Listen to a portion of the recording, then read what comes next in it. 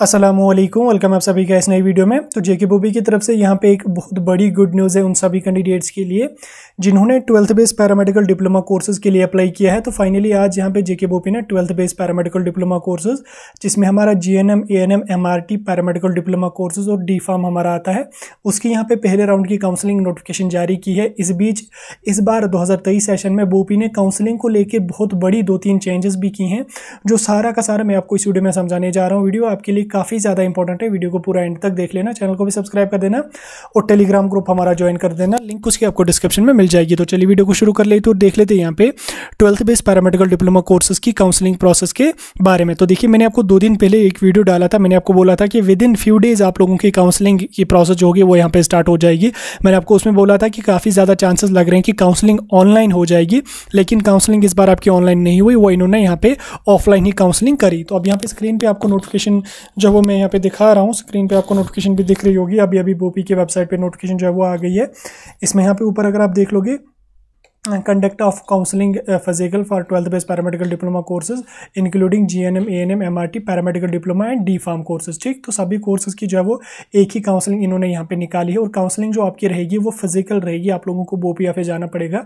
इसमें मैं detail video डाल के आपको समझाऊंगा, लेकिन सबसे पहले यहाँ पे हम इसको नीचे आके डेट्स के बारे में देख लेंगे। तो काउंसलिंग में जो वो लगभग सभी कैंडिडेट्स को इन लोगों ने पार्टिसिपेट मतलब क्या करने का मौका दिया है। तो काउंसलिंग जो आपकी होगी वो 5 तारीख को यहाँ पे स्टार्ट हो जाएगी। काउंसलिंग जो होगी 5 तारीख को स्टार्ट हो जाएगी।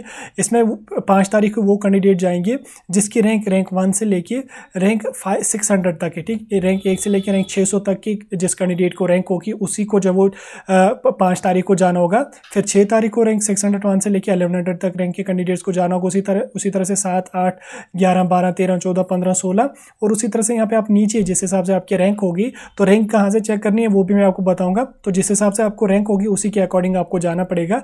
तो 22 तारीख को यहाँ पे काउंसलिंग आपकी कंप्लीट हो जाएगी और 11,032 कैंडिडेट्स को जो वो पहले राउंड काउंसलिंग में यहाँ पे इन लोगों ने बुलाया, यानी कि ओवरऑल जितने कैंडिडेट्स ने अप्लाई किया था जो वेरीफाइड है सभी कैंडिडेट्स को इन लोगों ने जब वो काउंसलिंग के लिए यहाँ पे बुलाया। 15 तारीख तक यहाँ पे काउंसलिंग आपकी चलेगी, लगभग 10-11 दिन यहाँ पे आपकी काउंसलिंग रहने वाली है। तो सारे 11 के 11,000 कैंडिडेट्स को इन लोगों ने काउंसलिंग में पार्टिसिपेट करने का मौका यहाँ पे दिया।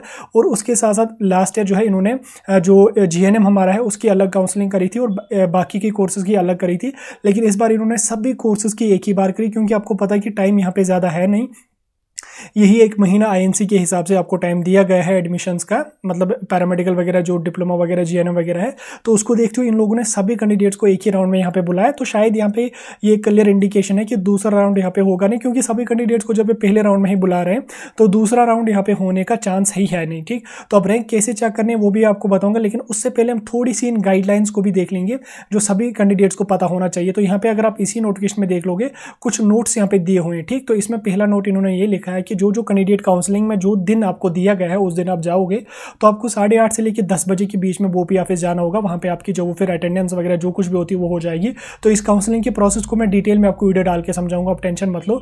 उसके बाद जो कैंडिडेट काउंसलिंग के लिए जाएंगे उन कैंडिडेट्स को डोमिसाइल सर्टिफिकेट और अदर रेलिवेंट डॉक्यूमेंट जो होंगे वो आपको वहां पे जाने होंगे। उसी तरह से यहाँ पे आपकी अलॉटमेंट वगैरह जो भी होगी वो यहाँ पे हो जाएगी। और यहाँ पे देख लीजिए, इन्होंने इसमें चौथा पॉइंट, ये काफ़ी इंपॉर्टेंट पॉइंट है, इसमें उन्होंने कहा कि अगर कोई कैंडिडेट फॉर एग्जांपल किसी कैंडिडेट को 6 या 7 तारीख को या 5 तारीख को काउंसलिंग है, उस दिन कभी कभी पड़ जाता, कोई इंपॉर्टेंट काम होता है या तबीयत खराब होती है, तो अगर उस दिन कैंडिडेट जा नहीं पाता है काउंसलिंग के लिए तो वो कोई इशू नहीं है, वो नेक्स्ट डे जो है वो काउंसलिंग में पार्टिसिपेट कर सकता है। तो नेक्स्ट डे उसको अलॉटमेंट हो जाएगी, कोई इशू नहीं है अगर वो कट ऑफ में आ जाएगा। तो यानी कि ओवरऑल जो दिन आपको काउंसलिंग के लिए दिया गया, अगर वो उस दिन कहीं काउंसलिंग जो है अगर आपकी मिस हो जाती है तो आप इजीली नेक्स्ट डे भी जा सकते हैं, कोई इशू उसमें यहाँ पे नहीं है। और उसके साथ इन्होंने क्या कहा कि एनेक्सर बी में जो कैंडिडेट जो है वो मेंशनड है उन कैंडिडेट्स को जो वो बोपी ने रिजेक्ट किया, जिसपे मैंने ऑलरेडी वीडियो भी डाला था क्यों उनको रिजेक्ट किया था। 1100-1200 कैंडिडेट्स थे, तो उन कैंडिडेट्स को यहाँ पे रिजेक्ट किया गया। अब उनका जो कुछ भी यहाँ पे नहीं हो सकता। उसके साथ साथ जिन कैंडिडेट्स की कैटेगरी डेफिशिएंट थी, ठीक, जिन कैंडिडेट्स की कैटेगरी डेफिशिएंट थी तो उन कैंडिडेट्स को बोपी ने ओपन मेरिट में शिफ्ट किया, वो कैसे चेक करना वो भी मैं आपको बताऊंगा। उसके साथ साथ यहाँ पे 7वां पॉइंट इन्होंने मेंशन किया है कि अगर कोई कैंडिडेट जो है वो काउंसलिंग खुद अटेंड नहीं कर पाता या कोई बाहर है या कुछ भी रीजन की वजह से, तो कोई इशू नहीं है। उस कंडीशन में वो किसी भी ऑथोराइज्ड पर्सन को वहां पे भेज सकता है, वो अपने ऑन बिहाफ अपना कोई भी रिप्रेजेंटेटिव वहां पे सबमिट कर सकता है। उसके लिए यहाँ पे आपको जो है वो अथॉरिटी लेटर एक सबमिट करनी पड़ती है, वो आप उसमें लिख के दे सकते हैं कि मैं इसके बाद अपने बदले इसको भेज रहा हूँ ये वो, तो वो आप वहाँ पे सबमिट करना पड़ेगा। आप अपने भाई या माँ बाप में से किसी को भी भेज सकते हो, कोई इशू उसमें है नहीं। अगर ज़्यादा कोई मजबूरी है तो किसी को भी आप भेज सकते हैं, तो हो जाएगा आपका।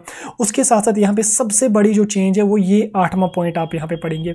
इसमें इन्होंने क्या कहा है कि वो जेकेबीओपी ने डिसाइड किया है कि स्टूडेंट्स का टाइम ज़्यादा वेस्ट नहीं होना चाहिए, क्योंकि मैंने पहले आपको बोला आईएनसी के हिसाब से 30 अक्टूबर से पहले एडमिशन होनी चाहिए। तो इसमें इन्होंने कहा कि टाइम स्टूडेंट्स का वेस्ट नहीं होना चाहिए। उसको देखते हुए बोपी ने ये डिसाइड किया है कि स्टूडेंट्स को अलॉटमेंट लेटर जो वो उसी टाइम दे दी जाएगी, ठीक, यानी कि जिस दिन आप काउंसलिंग के लिए चले जाओगे उसी दिन वहीं पे आपको अलॉटमेंट लेटर भी दी जाएगी, यानी कि कॉलेजेस आपको उसी टाइम अलॉट किए जाएंगे कि भैया ये कॉलेज आपको मिल गया। उसके बाद आपको थोड़ा सा प्रेस्क्राइब्ड टाइम दिया जाएगा कि जो कॉलेज आपको काउंसलिंग के दिन मिल गया आप दूसरे दिन जाके उस कॉलेज में एडमिशन कर सकते हैं, यानी कि टाइम आप लोगों का वेस्ट नहीं किया जाएगा। क्योंकि जो 30 अक्टूबर जब वो एडमिशन की लास्ट डेट है, तो जब आपकी काउंसलिंग होगी आपको उसी दिन बोला जाएगा कि ये कॉलेज आपको मिला है, आपको उस कॉलेज की अलॉटमेंट लेटर दी जाएगी। तो फिर आपको टाइम दिया जाएगा वहीं पे कि कब तक आप उस कॉलेज में जाएंगे। इमीडिएटली आपको जाना पड़ेगा वहां पे, उसके बाद 2 या 3 दिन का टाइम आपको दिया जाएगा, जाके डॉक्यूमेंट्स वेरीफाई करवा लो, फी अपनी सबमिट कर लो, तो हो गया आपका एडमिशन प्रोसेस उसी टाइम कंप्लीट। पहले क्या होता था कि काउंसलिंग आपकी कंप्लीट होगी, उसके बाद 1-2 महीना वेट करना पड़ता था, फिर अलॉटमेंट आ जाती थी, फिर आप लोगों को जो वो कॉलेज में 10-15 दिन का टाइम दिया जाता था, उसके बाद देखा जाता था कितनी सीट्स बचती हैं, फिर दूसरा राउंड होता था। लेकिन इस बार बोपी ने ये सारा सिस्टम खत्म किया। इस बार इन्होंने जो वो स्पॉट एडमिशन्स वहीं पे देने, यानी कि उसी टाइम आपको अलॉटमेंट लेटर मिलेगी, नेक्स्ट डे आपको जो है एडमिशन करना पड़ेगा। ये काफ़ी अच्छा अपडेट इन्होंने इसमें किया कि एक तो आप लोगों को काउंसलिंग में ही पता चलेगा कि मुझे कौन सा कॉलेज मिला, और उसी टाइम आप लोग जो है अपने अलॉटेड कॉलेज में जाके एडमिशन भी जो है वो कर सकते हैं। तो नेक्स्ट यहाँ पे हम थोड़ा सा और नीचे चलते हैं। नीचे चल के मैं आपको थोड़ा सा और यहाँ पे दिखा देता हूँ क्या इन्होंने इसमें यहाँ पे। इसके बाद इन्होंने यहाँ पे इसमें कहा कि बोपी जो वो अलॉटमेंट लेटर की जो वो एक पीडीएफ भी रिलीज कर देगी अपनी वेबसाइट पे। हालांकि उसकी ज़्यादा ज़रूरत होगी नहीं, आपको उसी टाइम जो वो वहाँ पे पता चल जाएगा। उसके बाद जो कुछ भी अपडेट होगा वो आपको बोपी की वेबसाइट पे ही देखने को मिलेगा। बहरहाल इसमें बाकी फर्दर कोई भी इंपॉर्टेंट पॉइंट नहीं है। पहले को जो 2-4 पॉइंट्स थे वो इंपॉर्टेंट थे, वो मैंने आपको डिटेल में समझा दिए। अब आपको कैसे चेक करना है मेरी रैंक कौन है, मेरी कैटेगरी कौन है, उसके लिए मैं आपको अलॉटमेंट लेटर का पीडीएफ डिस्क्रिप्शन में डाल रहा हूँ, या इस काउंसलिंग की नोटिफिकेशन का पीडीएफ में डिस्क्रिप्शन में डाल रहा हूँ। जब आप ये वाला पीडीएफ डाउनलोड करोगे, इसमें आप थोड़ा सा नीचे स्क्रॉल डाउन करोगे, यहाँ पे आपके पास इस तरीके का जो है वो फाइनल अलॉटमेंट लेटर आपको देखने को मिलेगी। इसको मैं थोड़ा सा आपको नीचे और ले चलता हूँ। यहाँ पे देख लीजिए आप, इसमें आपको क्या काम कर लेना है। यहाँ पे आपको अपना एप्लीकेशन नंबर होगा, यहाँ पे आपका नाम होगा, यहाँ पे आपकी जेंडर होगी, यहाँ पे आपको 12th के मार्क्स होंगे, और उसके साथ साथ यहाँ पे आप जो किस किस कैटेगरी के लिए अप्लाई किया है, मतलब किस किस कोर्स के लिए आप काउंसलिंग कर सकते हैं, जैसे पीएम है, पैरामेडिकल, जीएनएम है, एएनएम है, एमआरटी है, उसके बाद कैटेगरी आपकी कौन सी है, सब कैटेगरी कौन सी है, रैंक आपकी क्या है, तो वो आपको यहीं से चेक करना है। यानी कि ये वाली जो यहाँ पे आपको रैंक दी हुई है, यही जो मैं आपको हाईलाइट करके, सॉरी ये वाला हाईलाइट नहीं करना था मैं आपको ये जो यहाँ पे आपको लास्ट पे ग्रीन में दिखा हुआ है ना, ये वाला जो आपको यहाँ पे लिखा हुआ है, यही आपकी रैंक है। ये 1 2 3 4 5 6 यही आपकी रैंक है। आपको यहीं पे अपनी रैंक चेक करनी है और इसी के अकॉर्डिंग आपको काउंसलिंग में पार्टिसिपेट जो है वो करना पड़ेगा। ठीक, तो ये था आपका 12th based paramedical diploma courses की काउंसलिंग की नोटिफिकेशन, जो मैंने आपको डिटेल में समझा दी, गाइडलाइंस भी मैंने आपको डिटेल में समझा दी। अब यहाँ पे काउंसलिंग की प्रोसीजर पे मैं डिटेल्ड वीडियो कल सुबह मॉर्निंग में डाल के आपको समझा दूंगा, और कल यहाँ पे आपका सीट मैट्रिक्स भी आ जाएगा। कोई भी टेंशन नहीं लेनी है, कोई भी परेशानी नहीं लेनी है, सारा कुछ मैं आपको टाइम पे समझा दूंगा। फिलहाल जो अपडेट था वो मैंने आपके साथ डिस्कस किया, सारा प्रोसीजर मैंने आपको बता दिया। बाकी कोई डाउट, कोई कन्फ्यूजन होगा कमेंट सेक्शन में बता सकते हैं। डिस्क्रिप्शन में मैंने इसकी लिंक दी हुई है, जाइए वहाँ से पीडीएफ डाउनलोड करके अपनी रैंक वगैरह चेक कीजिए।